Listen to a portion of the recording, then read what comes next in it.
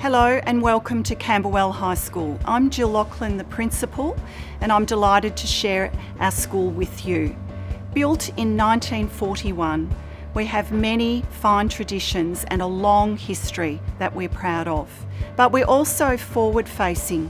We're thinking about the future and preparing young people for it.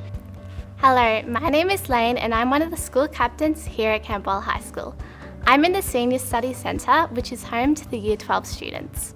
This is a place where we can come together to study and collaborate and also have access to the careers advisors, the senior school office and kitchen facilities. This environment has a strong sense of community and brings our year level together. Hi, I'm Julian, SRC President and part of the music program.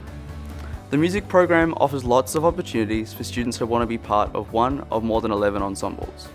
Every 2 years, Camberwell High School puts on a school musical, where students are able to participate as a lead, part of the chorus, or backstage.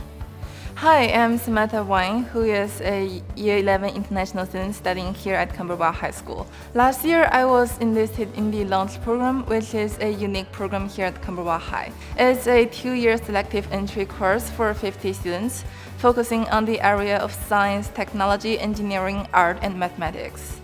One of the best features of this Launch program is that we all have our own mentors. They either come from industry or being PhD students from universities. My name is Frank, one of the international captains this year at Camberwell High School.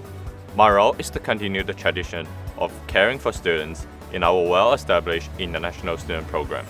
We cherish cultural diversity alongside our local students.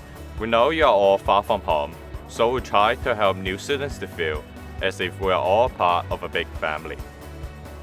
So come and join us at Camberwell High School and be part of that exciting journey, preparing your young person for their place and space in the 21st century.